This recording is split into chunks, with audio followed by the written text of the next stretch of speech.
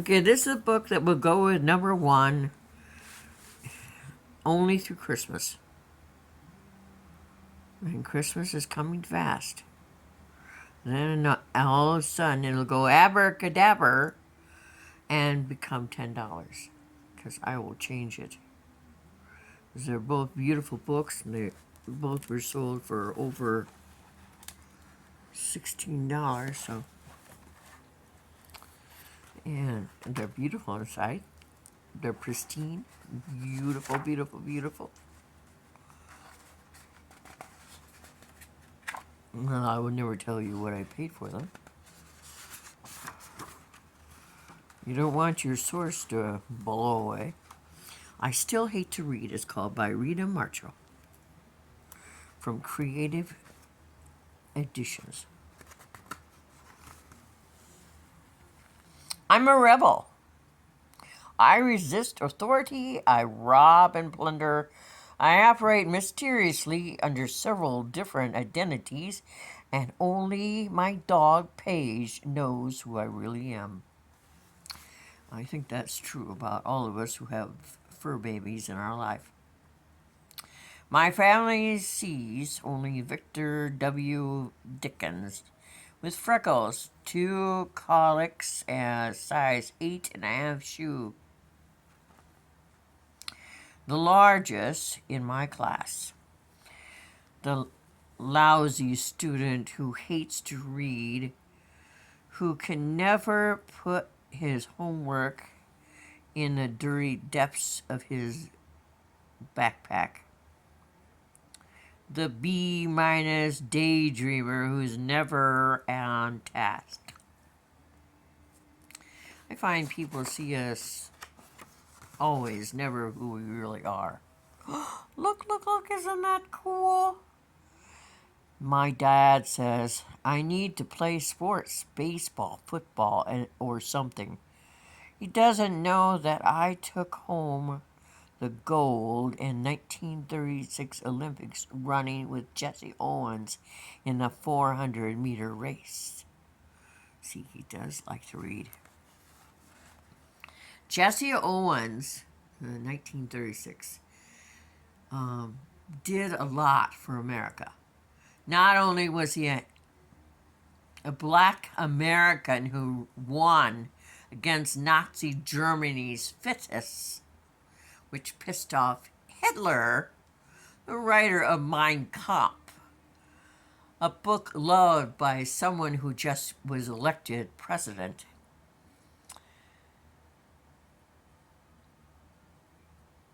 But he was an American, a black American, and he was outstanding. My mom insists I read books from the recommended list of the library. She doesn't know my secret library is online.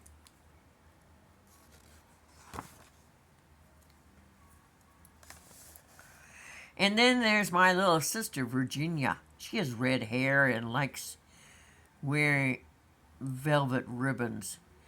She never daydreams. She recites poetry and looks up 5-syllable words in her dictionary. She plays hockey on the boys' team. She scores straight A's in school, and she is bossy. Victor, I'm going to tell you, don't finish your chapter book. Oh, I'm going to tell on you if you don't finish your chapter book. I hate tattletales. You know what will get somebody bounced off my life faster than you can say spit? A tattletale. When I was younger, I hated to read, but one night I met a rabbit, a crocodile, a parrot, and a field mouse. We stayed up traveling the world and becoming friends. Even now I like to visit them whenever they can't sleep. But as a rebel undercover, I still hate to read. What a wonderful book!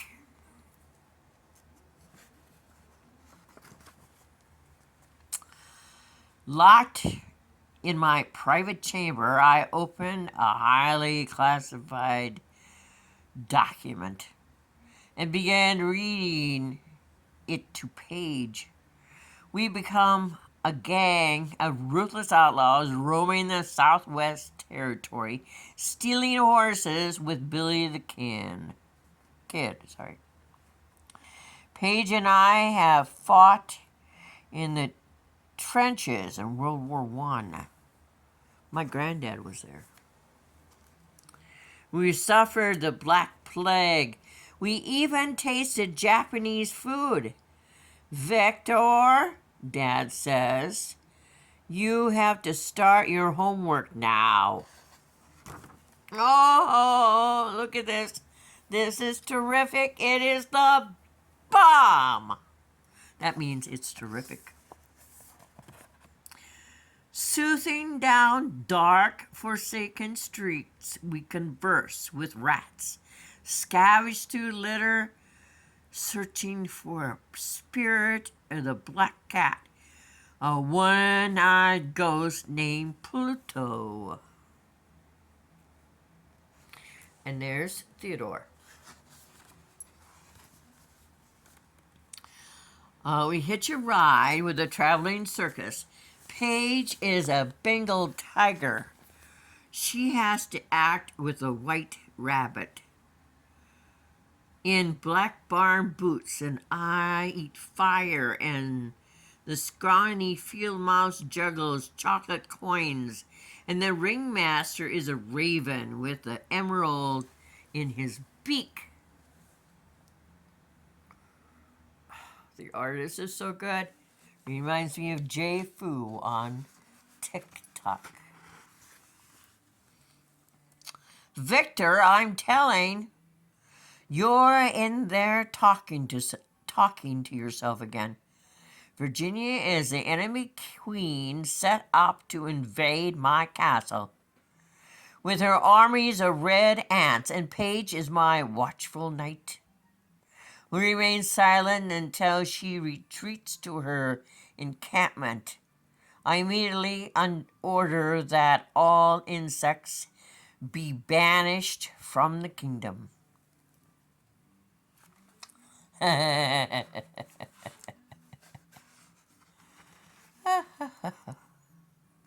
look, it's a Pez. If you don't know what Pez's are, ask your mom. One day, Mrs. Willard, my fourth grade teacher at Salisbury Central School, asked everyone to bring a visual aid to the next day's reading circle. A stuffed animal's toy or pictures cut out of magazines, anything related to reading about lions. After some careful thought, I decided upon a safari with my pet lioness Paige. The plan was to cross the continent of Africa, conquering and taming hordes of wild beasts, my classmates. Chaos reigned, only stuffed animals, shouted Mrs. W. As Paige lumbered into the room, sniffing around. No dogs allowed, she yelled. Paige drooled as she licked up a few stale cookie crumbs from the reading rug. Then she herded the students into a circle before settling down with a thump. I opened the book and began to read. She's listening, observing Natalie Nicholson. After a few sentences, she's growing a mane, exclaimed Ronnie Wilson. Now, not knowing that only male lions grow manes, Paige rolled over and gnawed on a few fleas. Even the kids who just hated to read quickly became members of her pride. Everyone took turns while the Queen of Beans snored her way across the savannah. At story's end, the ruckus returned to the grasslands with the students growling, hissing, and roaring. Growling, hissing, and roaring. We love to read to Paige. And pets love to be read too. Days later, my parents received this note from Mrs. W. Dear Mr. and Mrs. Dickinson, your son and his lioness put on an A+ performance for our reading enrichment circle this week. I'd like to assign them leading roles in the school's musical Every Dog Has His Day, starring Hank the Cow Dog. I certainly hope they will accept. Sincerely, Mrs. E. Willard. Mom, Victor sat in his room again with the door locked. Virginia, leave your poor brother alone and go practice your trumpet. I glanced at Paige. Could I remain a rebel now that I had allies in the house? I wonder if there's a third book. I'll have to check. This was an unprecedented turn of events for a homeless writer living in the dark streets of Baltimore. My name was Poe. With emotion, I flung open the Raven and began to recite my darkest poem. Paige cowered in the dim light. Then the wind howled.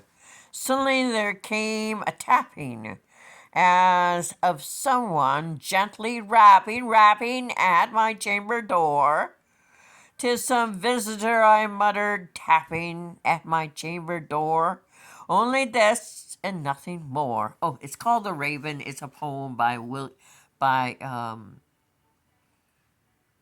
Edgar Allan Poe. Nothing more than the allies and an queen at my chamber door. "Is that Victor reading?" I heard my dad whisper. "No, not Victor. He hates to read," answered the ant queen with a smirk.